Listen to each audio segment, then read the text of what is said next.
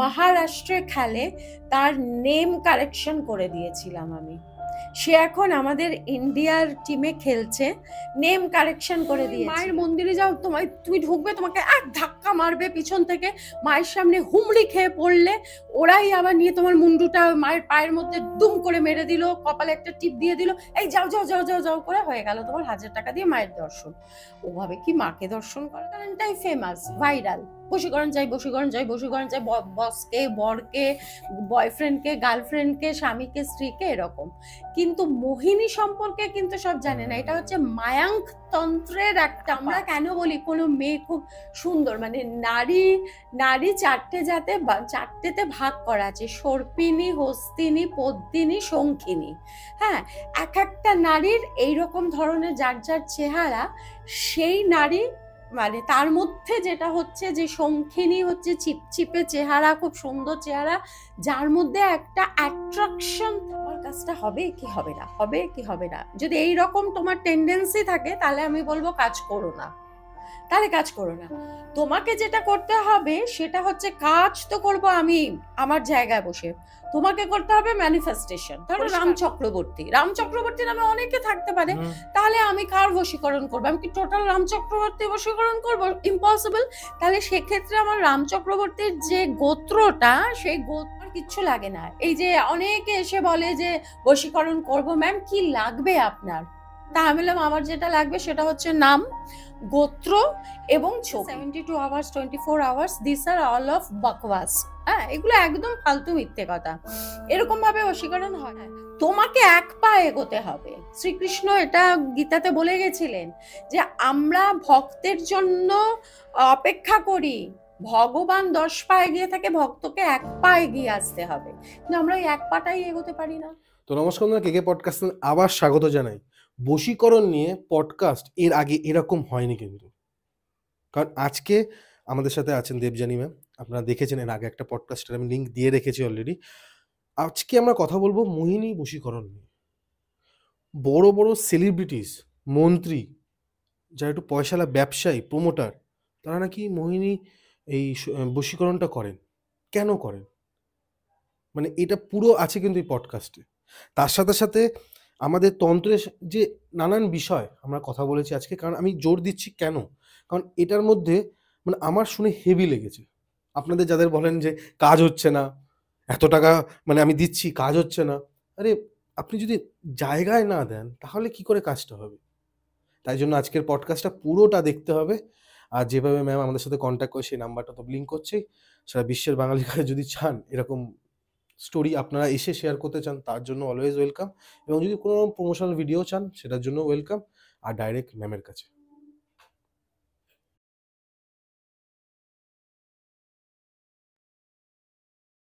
কেমন আছেন ম্যাম? হ্যাঁ, আমি ভালো আছি, আশা করি তোমরা ভালো আছো। হ্যাঁ ম্যাম, আর আগে একটা পডকাস্ট হয়েছিল আপনার, হ্যাঁ হ্যাঁ হ্যাঁ সেই পডকাস্টটা আমার পার্সোনালি খুবই ভালো লেগেছিল এবং হ্যাঁ অনেক রকম কথা হয়েছিল হ্যাঁ সেখানে। আজকে যখন ওভার দ্য ফোন আমরা কথা বললাম বা এসেও কথা বললাম মোহিনী তন্ত্র, হ্যাঁ, এটা নিয়ে কিন্তু অনেক পডকাস্ট হয়েছে। হ্যাঁ। তা আপনার কাছে আজকে নতুন কি পাবো একটু বলবেন? মোহিনী তন্ত্র ব্যাপারটা না খুব ইন্টারেস্টিং। আর মানে বশীকরণ, টাইপ অফ বশীকরণ। হ্যাঁ, আর মানে বশীকরণের একটা পার্ট হচ্ছে মোহিনী বশীকরণ। হ্যাঁ, এবং এটা হচ্ছে তন্ত্রের মধ্যে একটা অংশ। এবার কিভাবে, মানে ধরো আমি সিম্পল একটা বশীকরণ করলাম, সেটাতে হয়তো এই যেমন আমাদের কাছে অনেক সময় অনেক ক্লায়েন্টরা আসেন যারা বলেন যে এরকম আমি না আগে এরকম কাজ অনেক করেছি, এর কাছে এত হাজার টাকা গেছে, ওর কাছে এত হাজার টাকা গেছে, আমার কিন্তু কাজ হয়নি। এবার এক্ষেত্রে যেটা হচ্ছে, বশীকরণ করার বেশ কিছু পদ্ধতি আছে, কে করছে, কোন তিথিতে করছে। এই যে 72 hours, 24 hours, this are all of বকওয়াস। হ্যাঁ, এগুলো একদম ফালতু মিথ্যে কথা, এরকম ভাবে বশীকরণ হয় না। তো বশীকরণটা আমি যখন করছি, আমি সেই ক্লায়েন্টের ডেট অফ বার্থ নিয়ে আমাকে করতে হবে। প্রথম কথা, দেখো সব না কপি পেস্ট হয়ে যাবে, আমি এখানে বলছি তো, এখন তো কপি পেস্টের জামানা, কিন্তু তবুও আমি বলছি কারণ আমার প্রত্যেকটা প্রোগ্রাম করা সাধারণ মানুষ, এই যে মানে কিভাবে হয়, কেমন করে হয়, আমি পুরো প্রসিডিউরটা বলতে। যখন এটা আপলোড হবে তখন তো ডেট লেখা থাকবে। হ্যাঁ তখন তো কপি করবে, তখন বুঝেই যাবেন আপনি। এখন তো লোক খালি কপি পেস্ট করছে আর দিয়ে দিচ্ছে। হ্যাঁ হ্যাঁ, তো এই যে বশীকরণটা আমি যখন করছি কোনো ব্যক্তি, ধরো আমি তোমাকে বশীকরণ করছি, তোমার ডেট অফ বার্থটা নিলাম, নিয়ে এবার তোমার ডেট অফ বার্থটা আমি আজকে বসে গেলাম বশীকরণ করতে, কালকে বসে গেলাম, হবে না এমনি করে, পরিষ্কার কথা হবে না। আমাকে তোমার তিথি অনুযায়ী বশীকরণ করতে হবে, তবেই আমি কাজটা পাবো। এটা তো কেউ গাইড করে না। জামার টুকরো, চুল, এগুলো তো লাগে। একদম আমার কিচ্ছু লাগে না। এই যে অনেকে এসে বলে যে বশীকরণ করব, ম্যাম কি লাগবে আপনার? তা আমি বললাম আমার যেটা লাগবে সেটা হচ্ছে নাম, গোত্র এবং ছবি, এই জিনিসগুলোই লাগবে। চুল লাগবে না, জামার টুকরো লাগবে না, কাপড়ের টুকরো লাগবে না, আর কিচ্ছু খাওয়াতে লাগবে না, কিছু খাওয়াতে লাগবে না ম্যাম। হ্যাঁ, এই খাওয়ানো ওই খাওয়ানো, চায়ের সাথে মিশিয়ে দেবো, জলের সাথে মিশিয়ে দেবো, খাবারের সাথে মিশিয়ে দেবো, না, প্রয়োজন হবে না। আসল জিনিস যেটা, সেটা হচ্ছে নাম এবং গোত্র। হ্যাঁ, একমাত্র গোত্রটাই হচ্ছে যেটা ডিফারেন্ট করে দিচ্ছে তোমাকে, যে হ্যাঁ এই ব্যক্তি এর গোত্র, মানে এই ব্যক্তিরই কাজ করছি আমি। কারণ হচ্ছে ধরো রাম, রাম নামে তো অনেকে আছে, ধরো রাম চক্রবর্তী, রাম চক্রবর্তী নামে অনেকে থাকতে পারে, তাহলে আমি কার বশীকরণ করবো? আমি কি টোটাল রাম চক্রবর্তী বশীকরণ করবো? ইম্পসিবল।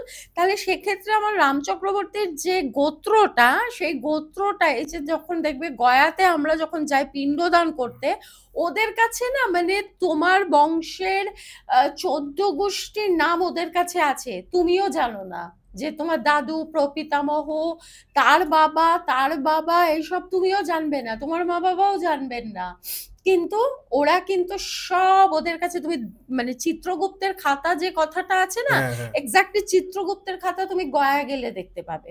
হ্যাঁ, সেইখানে গেলে তুমি দেখবে যে তোমার দাদুর দাদু, দাদুর দাদু, তাদের সবার নাম, টাইটেল পুরো তুমি পাবে, গ্রাম, এইগুলো পাবে। এগুলো সত্যিই আছে, তুমি গয়াতে গেলে বুঝতে পারবে। তো মোহিনী, এই যে বশীকরণটা যেটা করা হচ্ছে, এইগুলোর অনেকটা না মানে রাস্তা আছে, ঠিক ঠিক ঠিক ঠিক রাস্তা দিয়ে। এবার সেইগুলো করা হয় না বলেই বশীকরণ কাজ করে না। এই যে অনেকে বলে এই জায়গায় গেছি, ওই জায়গায় গেছি, এত টাকা নষ্ট করেছি, আর এটাতে কি হচ্ছে, মানুষের মনের মধ্যে না একটা ভরসা, টাকা নষ্ট, বিশ্বাস, সময় নষ্ট, এগুলো চলে যাচ্ছে। তার ফলে কি হচ্ছে, নেক্সট যে আমি কাউকে বলবো যে আমার বশীকরণটা করো, কাজ করবে, তার তো সেই বিশ্বাসটা নেই। সে ভাববেন ম্যাডাম আপনি বলছেন, কিন্তু আমি আগে একজনকে না 10,000 টাকা দিয়েছি। প্রথম কথা, রিয়েল ট্রুথ আমি যেটা তোমাকে বলছি, 2,000 টাকা 5,000 টাকা বশীকরণ হয় না, একদম পরিষ্কার কথা বলে দিচ্ছি, হয় না। এটা কারা নেয়? এবার তুমি বলবে যে ম্যাম এরম ভাবে তো করছে কাজ, যাদের চাওয়ার ধক নেই, যাদের কাজ করা, মানে সে নিজেই জানে না, কনফিডেন্স নেই যে আমি এই কাজটা নিচ্ছি ক্লায়েন্টের কাছ থেকে, আমার এই কাজটা করতে পারবো তো আমি, সেই জন্য এমন একটা অ্যামাউন্ট বলছে, ভাই গলা টিপে ধরবে না, পরিষ্কার কথা, আমি সেফ সাইড হয়ে যাব। আমি আগের দিনও বলেছি আমি ভীষণ পরিষ্কার কথা বলতে শুনতে ভালোবাসি, এখনো আমি তোমাকে তাই বলছি।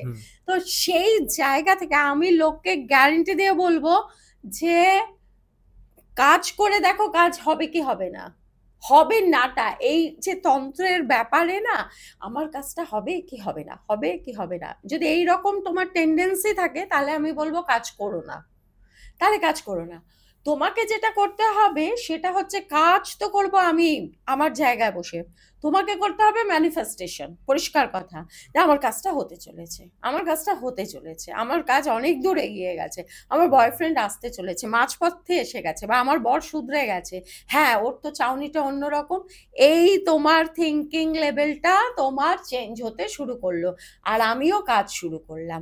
এবার এই দুটো ওরা একসাথে ম্যাচ করে গেল, তোমার কাজ হবে না মানে 100% হতে বাধ্য। হ্যাঁ, তো বশীকরণ এত সহজে করা যায় না। তুমি এই যে যাও না, তুমি কামাখ্যাতে যাও, কামাখ্যাতে গেলে পরে না খুব মোহিনী বশীকরণ করা হয়।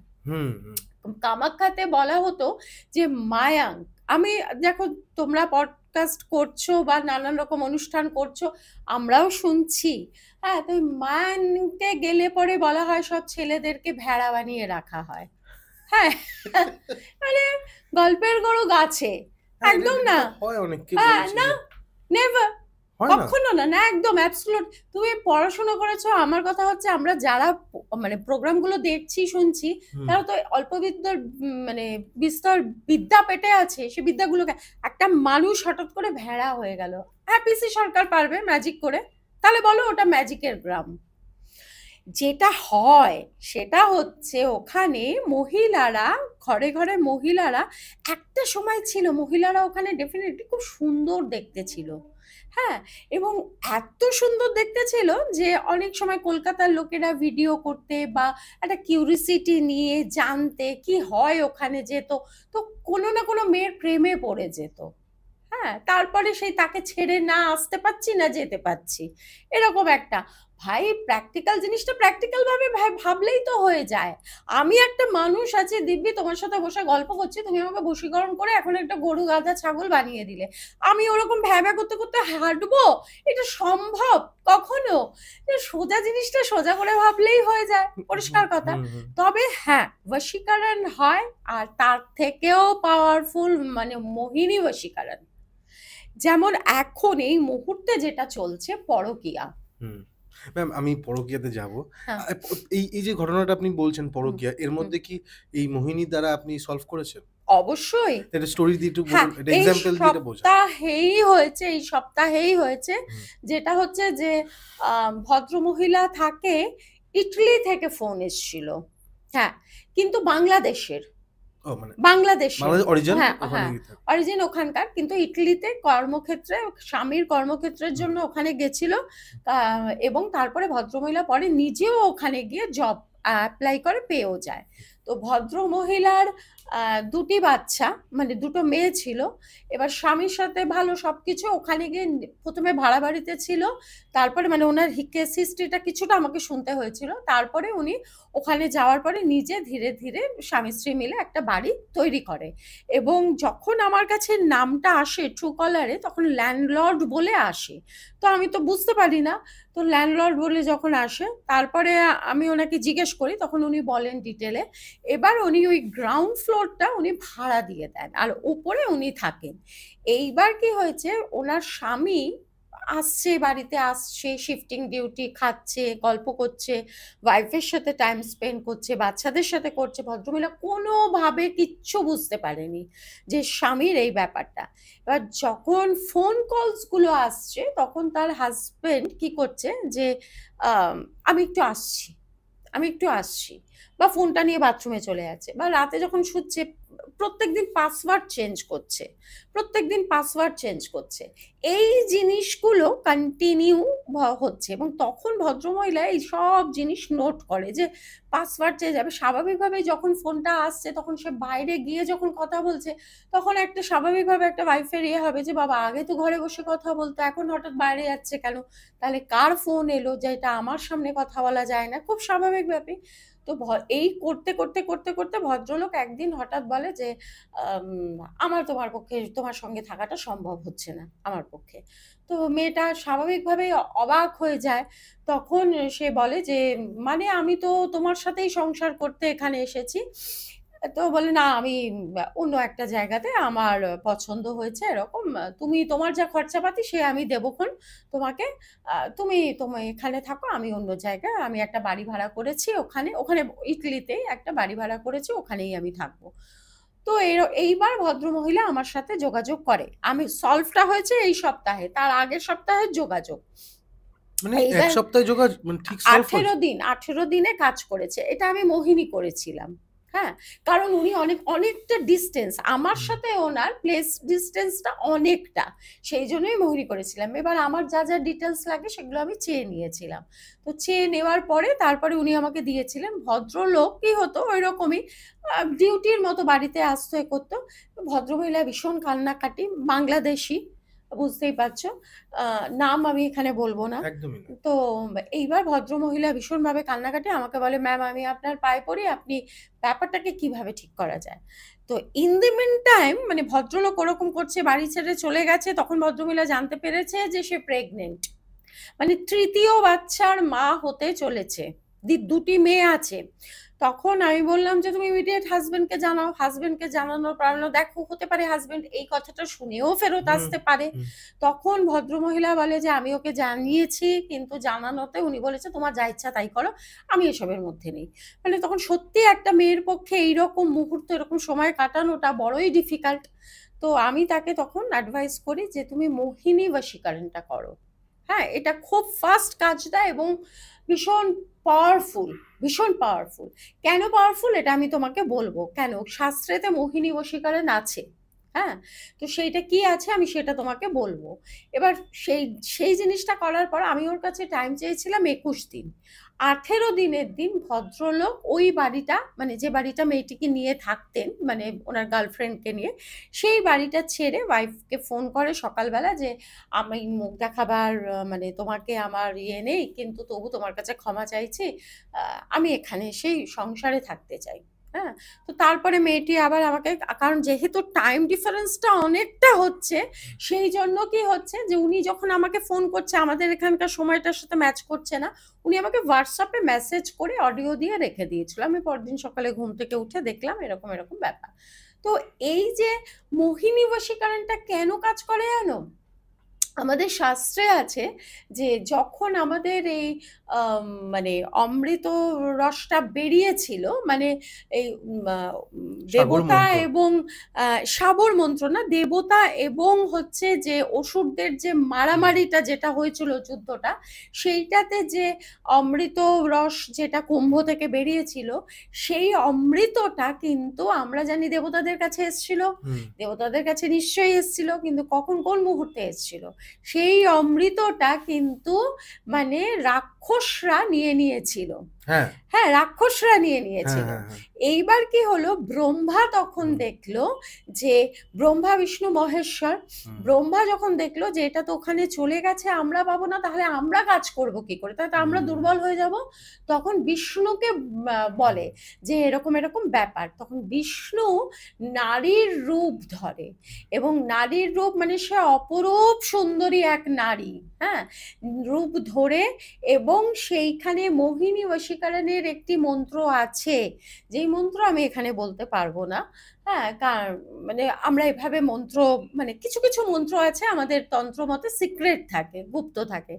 সেই বিষ্ণু নারীর রূপ ধরে সেই মন্ত্র নিয়ে রাক্ষসদের সামনে যায়, এবং রাক্ষসরা তখন আর মানে ওই বিষ্ণুকে ওই রকম মানে অত সুন্দর একটা মেয়েকে দেখে তারা তাদের সবকিছু ভুলে গিয়ে, যখন ওই মেয়েটি চায় যে অমৃতটা, ওরা তখন সবকিছু ভুলে গিয়ে ওই অমৃত তুলে দেয় মানে মোহিনীর হাতে। তো এই হচ্ছে মোহিনী বশীকরণ। আমরা কেন বলি কোনো মেয়ে খুব সুন্দর, মানে নারী নারী চারটেতে ভাগ করা আছে, সর্পিনী, হস্তিনী, পদ্মিনী, শঙ্খিনী। হ্যাঁ, এক একটা নারীর এইরকম ধরনের যার যার চেহারা, সেই নারী মানে তার মধ্যে যেটা হচ্ছে যে শঙ্খিনী হচ্ছে চিপচিপে চেহারা, খুব সুন্দর চেহারা, যার মধ্যে একটা অ্যাট্রাকশন থাকবে। হ্যাঁ, এবার এই যে মোহিনী ক্যাটাগরির যে মেয়েরা, তারা যখন কাজ করবে, যদি তারা মোহিনী বশীকরণ শেখে, যদি তারা তন্ত্রের মধ্যে থাকে, এই বিষয় নিয়ে পড়াশোনা করে, তাহলে তারা 100% মোহিনী বশীকরণ করতে পারবে।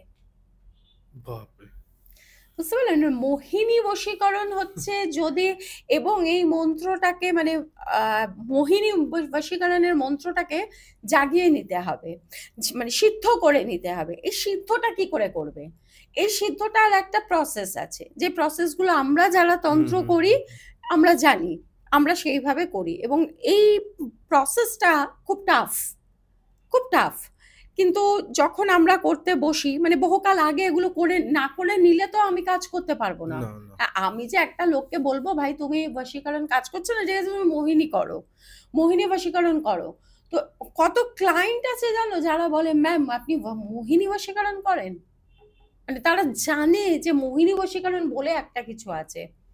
হ্যাঁ, না তো সাধারণত বশীকরণটাই ফেমাস, ভাইরাল, বশীকরণ চাই, বশীকরণ চাই, বশীকরণ চাই, বসকে, বরকে, বয়ফ্রেন্ডকে, গার্লফ্রেন্ডকে, স্বামীকে, স্ত্রীকে, এরকম। কিন্তু মোহিনী সম্পর্কে কিন্তু সব জানে না, এটা হচ্ছে মায়াঙ্ক তন্ত্রের একটা পার্ট। ওকে। এটা হচ্ছে মায়াঙ্ক তন্ত্র। এই মোহিনী বশীকরণটা এসছে ফ্রম গুয়াহাটি, আসাম। হ্যাঁ, তুমি দেখবে বীরভূমে গেলে, বীরভূম যেমন আমাদের হচ্ছে তন্ত্রের জন্মভূমি, পীঠস্থান বলা যায়। হুম। মা তারা মন্দির, এখন তো মা তারাকে নিয়ে বিজনেস হচ্ছে, যে মা তারাকে দেখতে গেলেও 1000 টাকা দিতে লাগবে। আমি বিশ্বাস করি আমি শ্মশানে বসেই মা তারাকে দেখতে পারবো। চোখ বন্ধ করো না, তুমি চোখ বন্ধ করে মা তারার ছবিটা যদি চিন্তা করো, তুমি মাকে অনুভব করবে। তো ডাকার মতো করে ডাকতে হবে তোমাকে। হ্যাঁ, আর তুমি ওই মায়ের মন্দিরে যাও, তুমি ঢুকবে, তোমাকে এক ধাক্কা মারবে পিছন থেকে, মায়ের সামনে হুমড়ি খেয়ে পড়লে ওরাই আবার নিয়ে তোমার মুন্ডুটা মায়ের পায়ের মধ্যে দুম করে মেরে দিল, কপালে একটা টিপ দিয়ে দিল, এই যাও যাও যাও যাও যাও করে হয়ে গেল তোমার 1000 টাকা দিয়ে মায়ের দর্শন। ওভাবে কি মাকে দর্শন করা যায়? না তুমি কিছু মাকে বলতে পারবে, না মা কিছু শুনতে পারবে। তার থেকে তুমি যেটা মা আছে ওখানে? আমি তো বিশ্বাস করি না। আমি তন্ত্র করে আমি বিশ্বাস করি না যে মা মন্দিরে আছে কিনা। তবে হ্যাঁ, আমি এটা তোমাকে বলতে পারি, আমার গায়ে এখনো কাটা দিয়ে উঠছে, যে তুমি শ্মশানে বসে যদি কাজ করো, তাহলে সেই কাজের ফল আলাদা, সেই কাজের ফল আলাদা। শ্মশানে বসে যদি কাজ হয়, হ্যাঁ, শ্মশানে দেখবে একটা জায়গায় বামদেবের মন্দির আছে, সমাধি মন্দির, আর তার পাশেই মায়ের পা। মা যে এসছিল, তো মাকে তখন বলা হয়েছিল, বামদেব বলেছিলেন যে তুই যে এলি আমাকে প্রমাণ দেখিয়ে যা, তা না হলে বুঝবো কি করে যে তুই এলি। তখন ওই মাটির ওপরে দুটো পায়ের ছাপ, সেই ছাপটা এখনো আছে, কথিত আছে, সেই ছাপটা এখনো আছে। এখন ওখানে সবাই যায়, গিয়ে আলতা ঢেলে দিয়ে আসে, মায়ের পায়ে পড়ায়। তুমি যদি কোনো সমস্যায় পড়ো, তারাপীঠে যদি তুমি যাও, আমি বলবো মন্দির থেকে বেশি তুমি যেখানে মায়ের পায়ের ছাপ আছে ওই মন্দিরটাতে বসে তুমি মাকে ডাকো। তুমি ভীষণ কড়াভাবে মাকে ডাকো, অন্তর থেকে ডাকো, এবং অবশ্যই অবশ্যই যেটা ডাকতে হবে সংকল্প করে। আমরা যেটা সংকল্প করি না। অনেকেই আমরা বলি যে আমি তো ঠাকুরকে, আমার বাড়িতে অনেক বড় ঠাকুর আছে, আমি ঠাকুরের পুজো করি, দিন রাত ঠাকুরকে জল দিচ্ছি, সব কিছু করছি, কিন্তু ঠাকুর আমার কথা শুনছে না। তুমি ঠাকুরকে ডাকছো না তো ঠিকভাবে। এই যে আরেকটা উদাহরণ দিয়ে বলি, দেখবে যে যে সিরিয়ালটা দেখতে ভালোবাসে, হ্যাঁ, দেখবে সেইটার একটা পার্টিকুলার টাইম হয়। তো ধরে নিলাম আমি এক্স বলে কোনো সিরিয়াল আছে, হ্যাঁ, নামে, তো সেই সিরিয়ালটা ঠিক পার্টিকুলার একটা টাইমে আসে, বিশেষ বিশেষ কিছু চ্যানেলে, চ্যানেলের নাম বলবো না, বিশেষ বিশেষ কিছু চ্যানেলে এই সময়টি 7টার সময় 8টার সময়, দেখবে তখনই তুমি রেডি হয়ে গিয়ে একদম সোফাতে বসে পড়লে, না এইবার সিরিয়ালটা শুরু হবে, আমি দেখবো। ঠিক এই এক জিনিস, তুমি যখন ঠাকুরকে ডাকবে, তোমারও কিন্তু পার্টিকুলার একটা টাইম হতে হবে। তুমি ডাকো না, রাত 2টোতেও ডাকো না, কোনো অসুবিধা নেই।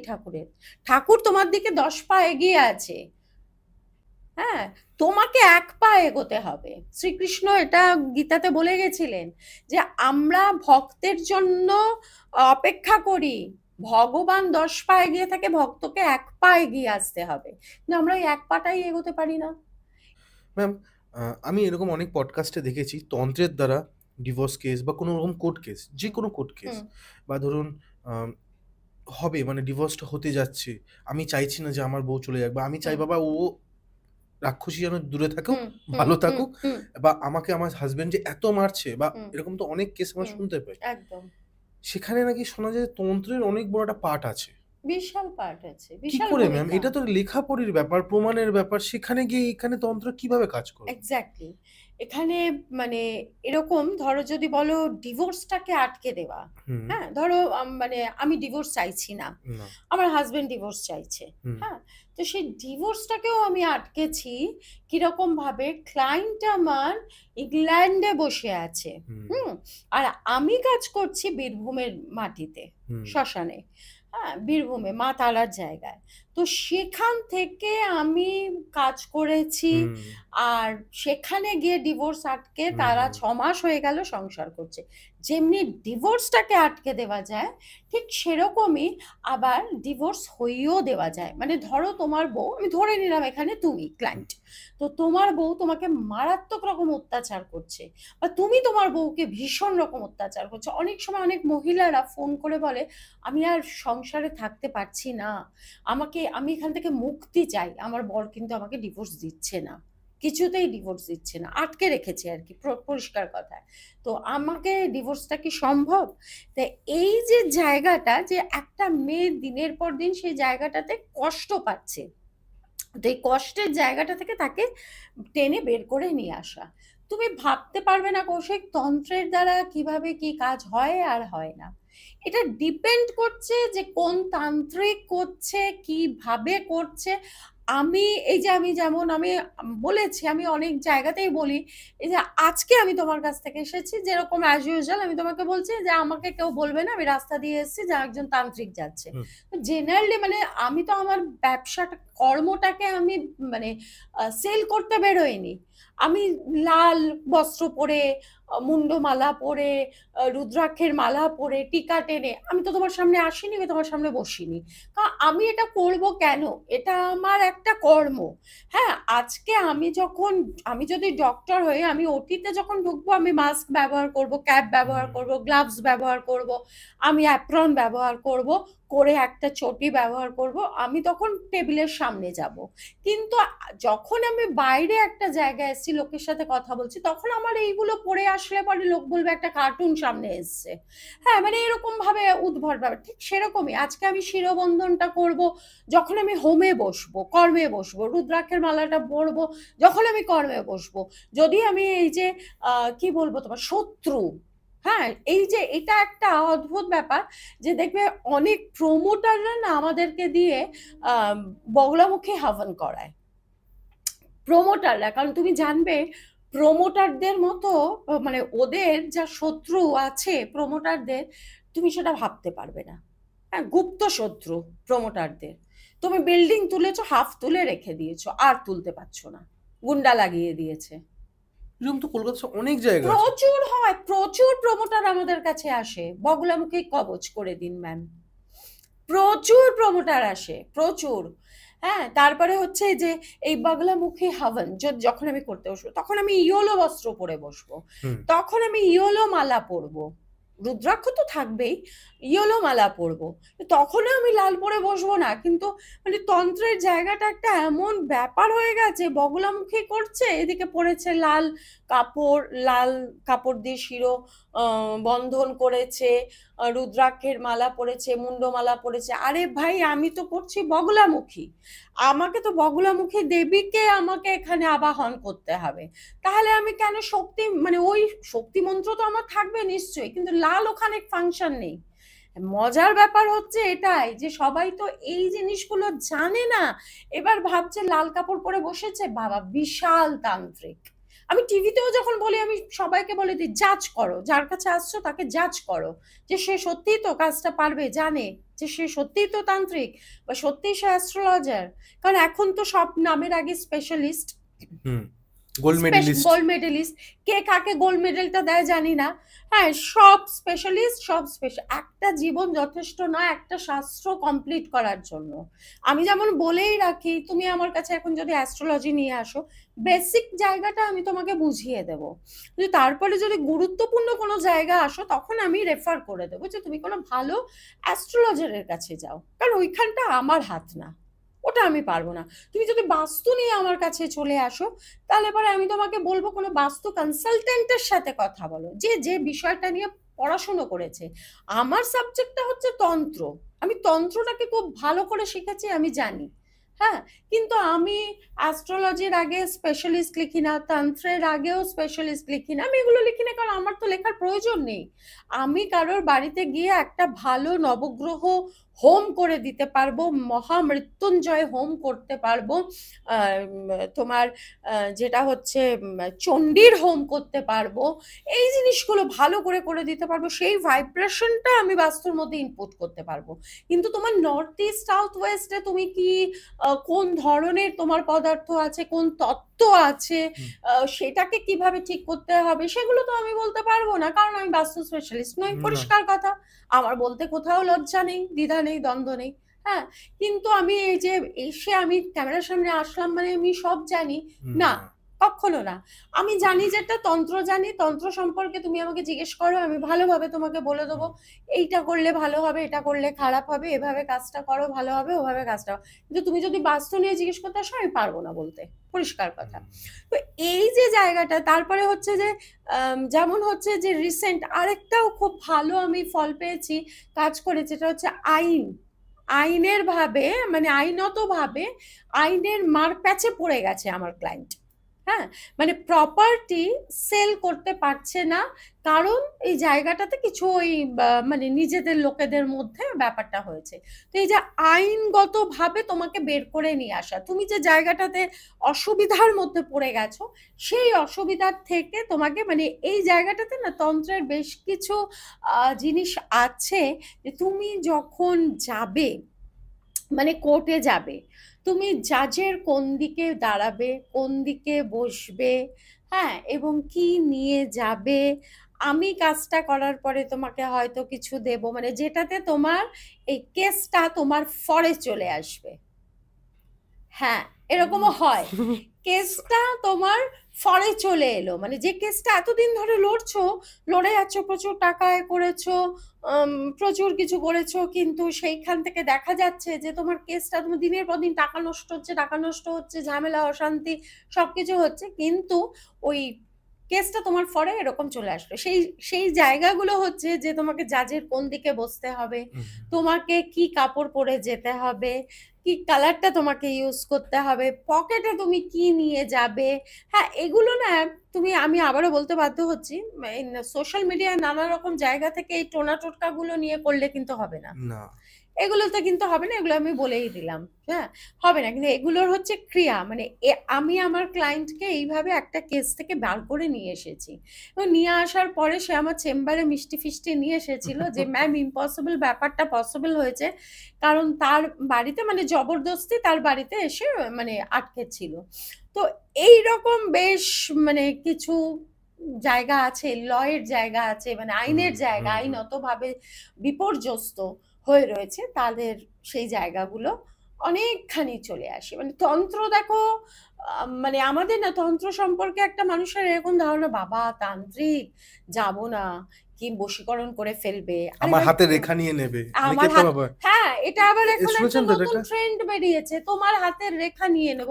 তুমি ভাই হাতটা পাতো আর আমিও হাতটা পাতলাম, তুমি না আমার হাতের রেখা নিতে পারো, কেউ কারোর ভাগ্য নিতে পারে না, মানে এখানে যেটা লেখা আছে সেটা নিতে কেউ পারবে না। ভগবান যে তোমাকে লিখে পাঠিয়েছে সেইটা কোন, এই যে তাহলে বলবে যে তাহলে আপনি যে এখানে বসে বড় বড় কথাগুলো বলছেন, তাহলে সেইগুলো হবে না, কারণ দেখো ডেস্টিনি কোনোদিন বদলানো যায় না, ডেস্টিনি কিন্তু হবে। হ্যাঁ, মানে আমি তোমার ধরো চার্ট বিচার করে দেখলাম যে তোমার চার্টের মধ্যে এত তারিখ থেকে এত তারিখের মধ্যে তোমার একটা অ্যাক্সিডেন্টের যোগ আছে। হ্যাঁ, আমি তোমার অ্যাক্সিডেন্ট বন্ধ করতে পারবো না, অ্যাক্সিডেন্ট তোমার হবে। হ্যাঁ, আমি এইবার কি হয়, অ্যাস্ট্রোলজাররা বললো, তান্ত্রিকরা বললো মহামৃত্যুঞ্জয় কবচ পড়ে নাও, অ্যাক্সিডেন্ট হবে না, এটাও একটা ঢপবাজির কথাবার্তা। হ্যাঁ, আমি 40,000 50,000 টাকা দিয়ে, 40,000 টাকা, 40,000 তো কম বলছি আমি।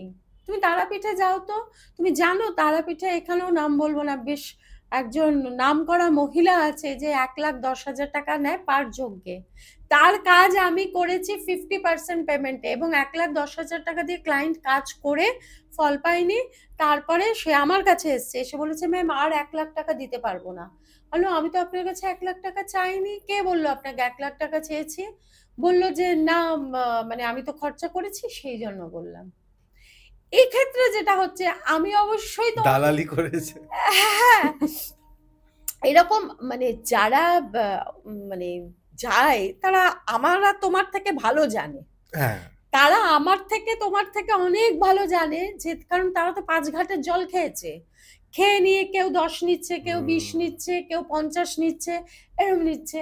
তো ব্যাপারটা হচ্ছে যার কাছ থেকে যতটা নিয়ে নেওয়া যায়, এরকম তোমার একটা ফিক্সড রেট থাকবে।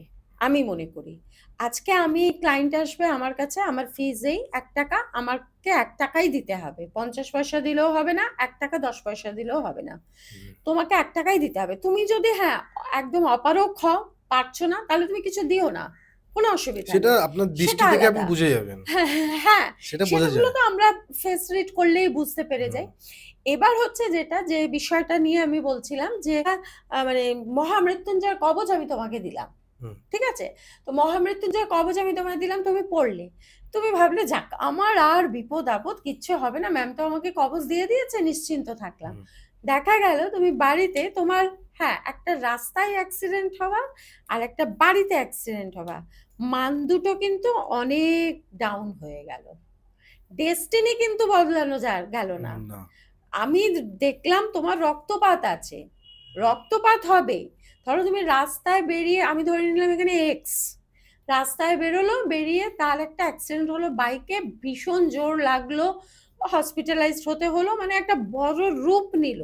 এবার সেই এক্স যখন বাড়িতে বসে আছে, বাড়িতে বসে থাকতে একটা হঠাৎ তার মনে হলো সালাদ খাবো, সে ছুরি দিয়ে বসে পেঁয়াজ কাটছে বা শশা কাটছে, তো কাটতে কাটতে কাটতে কাটতে হঠাৎ হাতটাও একটু কেটে গেল, রক্তপাত কিন্তু হলো, বুঝতে পারলে? পৃথিবীতে এমন কিছু নেই যেটা দিয়ে তোমার ডেস্টিনিকে বদলানো যায়। এই কথাগুলো না আমরা স্বীকার করতে কোথাও লজ্জা পাই, পাপ করি না, যে এটা ভুল।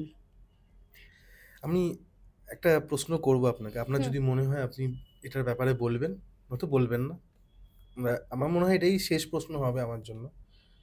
আহ, মন্ত্রীরা যারা আছেন হুম। তারা কি এই ধরনের মোহিনী? প্রচুর মোহিনী করে, আমি প্রচুর মোহিনী করে, মানে কি বলবো, আসে কেউ চেনা জানা এরকম? অনেক। মানে নাম তো আমরা নিতে পারবো না এখানে, নাম তো একদমই নিতে পারবো না আমাদের, মানে নাম, মানে হ্যাঁ, লিখলেই গুগলে পাওয়া যাবে। পাওয়া যাবে, নাম লিখলে প্রচুর কাউন্সিলর রা আসেন, যারা ভোটের আগে হুম। যে করতেই হবে, করতেই হবে, হ্যাঁ, এরকম তখন তাদেরকে কিছু রুলস আমাদেরকে বলতে হয়, যে সেই রুলসগুলো সারাদিনে ফলো করতে হবে, আর তাদের হয়ে কাজটা আমাকে কন্টিনিউ করে যেতে হবে, কন্টিনিউ করে যেতে হবে। মোহিনী বশীকরণের ব্যাপারটা হচ্ছে এরকম, মোহিনী মানে, মোহিনী মানে তুমি এটা খুব ভালো প্রশ্ন করলে কৌশিক, যেটাকে আমি ভুলে চলে গেছিলাম, যে প্রচুর মন্ত্রীরা, মানে এই পলিটিশিয়ান, মানে এই লাইনে পলিটিক্সে যারা আছে, তারা আমার তোমার থেকে বেশি বিলিভ করে। আমি বলে দিচ্ছি তো, যারা দেখবে ডক্টর যখন ওটিতে ঢোকে, তখন ছুরিকাচি ধরার আগে মা কালীকে প্রণাম করে, দেখবে মা কালীকে প্রণাম না করে ডক্টর কখনো ছুরিকাচি ধরবে না। হ্যাঁ, এটা গেল ১ নম্বর। ঠিক সেরকমই কোনো পলিটিশিয়ানরা, তারা অ্যাস্ট্রোলজার যা বলবে, যদি বলে যে সকালবেলা বাড়িতে ১ম স্টেপসটা তুমি বাইরে যাওয়ার জন্য বাঁ পা ফেলবে, তারা বাঁ পা ফেলেই বেরোবে। এটা গেল ২ নম্বর। আর হচ্ছে ক্রিকেটাররা, জানো না আমার কাছে এরকম ক্রিকেটারদের, একজন ক্রিকেটার আছে যার নামও আমি নিতে পারবো না, মহারাষ্ট্রে খেলে, তার নেম কারেকশন করে দিয়েছিলাম আমি, সে এখন আমাদের ইন্ডিয়ার টিমে খেলছে, নেম কারেকশন করে দিয়েছিলাম, তার নামটাও আমি নিতে পারবো না, কারণ এগুলো আমাদের সিক্রেট রাখতে হয়, অবশ্যই রাখতে এবং হবে। তাকে পার্টিকুলার একটা কালার বলেছিলাম, যে সেই কালারের কাপড় তার পকেটে নিয়ে, পকেটে ঢুকিয়ে যেন মানে ব্যাটিং করতে নাবে, ব্যাটসম্যান। ব্যাটসম্যান, আচ্ছা, ব্যাটিং করতে নাবে, এটা গেল। এবং ব্যাটের নাম্বার জার্সি নাম্বার, হ্যাঁ, মানে আগের দিন জানতে পেরেছে যে জার্সি এসছে, এই নাম্বার, সঙ্গে সঙ্গে আমাকে ফোন, হ্যাঁ ম্যাম জার্সি নাম্বার শিগগিরই বলুন, আবার তার ডেট অফ বার্থ থেকে আমাকে জার্সি নাম্বার বের করে নিয়ে তাকে পাঠানো হলো তাড়াতাড়ি করে, তখন সে এখনো ওই জার্সি নাম্বারেই খেলে, তার ব্যাটের নাম্বার এখনো ওই নাম্বার। আপনারা বলবেন কে আছে এটা, এটা খুবই ইন্টারেস্টিং। হ্যাঁ, মানে আমার না এটা খুব লাগে, যখন আমি অনেক জায়গায় শুনেছি যে বর্তমানে যারা বড় বড় জায়গায় আছেন, মন্ত্রী যারা আছেন হ্যাঁ, হ্যাঁ, বা খেলোয়াড় যারা আছেন, অনেক হ্যাঁ, কিছু দেখতে পাই, যেমনি হাতে হ্যাঁ, দাগা দেখতে পাই, হ্যাঁ, এবং গলায় কিছু জিনিস দেখা যায়, হ্যাঁ, এবং কিছু অনেক জিনিস গুপ্তভাবে থাকে তাদের গুপ্তভাবেও কাছে, থাকে যেগুলো এবং তুমি, শোনা যায়। হ্যাঁ, এবং এটা একটা লাস্ট একটা জিনিস, হ্যাঁ, যারা এখন বর্তমানে বড় বড় পদে রয়েছেন, হ্যাঁ, হ্যাঁ, মন্ত্রী হিসাবে হ্যাঁ যারা আছে, হ্যাঁ হ্যাঁ তারা সত্যি সবাই ওরকম মেনে তারা গেছে? চোখটা খুলবে, অ্যাস্ট্রোলজার যেভাবে বলবে চোখ বন্ধ করবে অ্যাস্ট্রোলজার ওরকম। তো আপনি আছেনই, হ্যাঁ, তন্ত্রের কথা বলছি। তন্ত্রতে তো আরো বেশি। এই যে বললাম যে মোহিনী, ওরা ভীষণ মোহিনী মানে বিশ্বাস করে। মানে পার্টিকুলার ধরো কোনো তান্ত্রিক, কোনো মন্ত্রী বলো বা কাউন্সিলর বলো, তাকে বলা হলো যে তুমি কিন্তু এই রংটাই বেশি ব্যবহার করো, কিন্তু পাথরটা পড়ো না। সাদা কেন পড়ে মন্ত্রীরা বেশিরভাগ? সারা তো সান। তাই জন্যই হ্যাঁ, সানই তো তোমাকে নেম ফেম দেবে, সানই তো তোমাকে নেম ফেম এই জন্য দেবে। সব মন্ত্রীরা তুমি দেখেছি দেখবে বেশিরভাগ বেশিরভাগ, তুমি শুধু মন্ত্রী কেন, দেখবে বেশিরভাগ ডক্টররা হ্যাঁ, ডক্টররা সবসময় সবসময় সাদা। সাদা পড়বে। হ্যাঁ, আমাদের মধ্যেও আছে, আমরা যেমন লাল পরি, কারণ তান্ত্রিকদের মধ্যে হচ্ছে আমাদের মঙ্গলটাকে বেশি দরকার হ্যাঁ, লাগে, পাওয়ারটা বেশি লাগে, পাওয়ারটা ওই জন্য তোমার যদি নেম ফেমের দরকার হয়, যে ধরো আমি ধরে নিলাম যে তুমি এই কাজটা করছো, এটা তোমার পেশা, তোমাকে আরো লোক জানুক, তুমি মেনলি যেটা হচ্ছে রবিবার এবং সোমবার করে তুমি সাদা পড়ো। তুমি যে কোনো কাজে যাচ্ছ তুমি সাদা পড়ো। সাদা, তাই মানে পুরো কার্টুনের মতো সাদা প্যান্ট, সাদা জামা, সাদা জুতো তা না, মানে তোমার শরীরে সাদার অংশ থাকবে। হ্যাঁ, এবার আমি ধরো তোমাকে বললাম তুমি চুনি পরো। হ্যাঁ, এবার তুমি বললে ম্যাম চুনির তো প্রচুর দাম।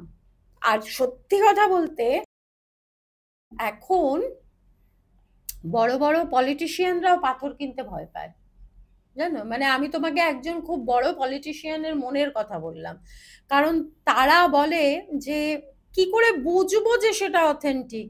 আরো আমি পলিটিশিয়ান, আমার জন্য আসছে মানে তো সেটা 1 লাখের পাথরটা 1.5 লাখ 2 লাখ হয়ে আসবে, কিন্তু সেটাও যে আমাকে ঠকিয়ে দেবে না এরকম কোন গ্যারেন্টি আছে? দিতেই সত্যি পারে, করে এটা তো খুব বড় দিতেই পারে।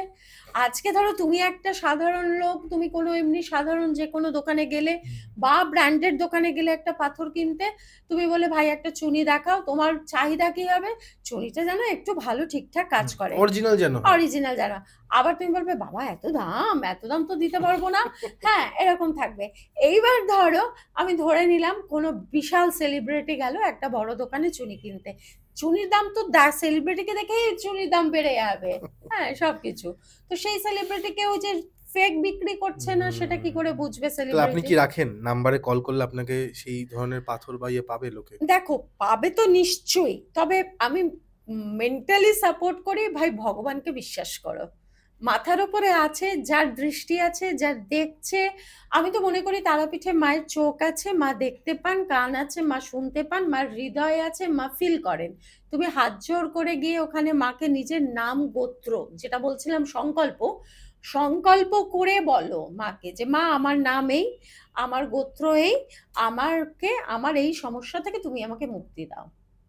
মা নিশ্চয়ই দেবে তোমাকে, আর কিচ্ছু লাগবে না। কিচ্ছু লাগবে না, কিচ্ছু। এরপরে যদি তুমি মনে করো না আমি আমার এই সমস্যাটা আছে, আমাকে এটা করতেই হবে, তো করো, সেটা তোমার একটা ব্যাপার। সেটারও তো নাম্বার আছে, ফোন তো করবে সেটার জন্য তো আপনাকে। অবশ্যই নাম্বার আছে, কিন্তু অবশ্যই। মানসিক ভাবে অনেক সময় কি হয় না যে গেলাম ঠিক আছে, কিন্তু মনে দিতে দূর হবে কি হবে না, যেটা প্রথমে আপনি বললেন যে মনে এটা ভাবো হ্যাঁ, যে তোমাকে ইন্টেনশন হবেই কাজটা, হ্যাঁ হবেই, সেই ওরা আর সেই আপনার ওরা মিলে গেলে তো কাজটা হতে একদম। বাধ্যই। তোমাকে ম্যানিফেস্ট করতে হবে আমার কাজটা হয়ে গেছে, হতে চলেছে, হচ্ছে হচ্ছে হচ্ছে, এই জিনিসটা দেখবে কাজটা অটোমেটিক্যালি হয়ে গেল কাজটা।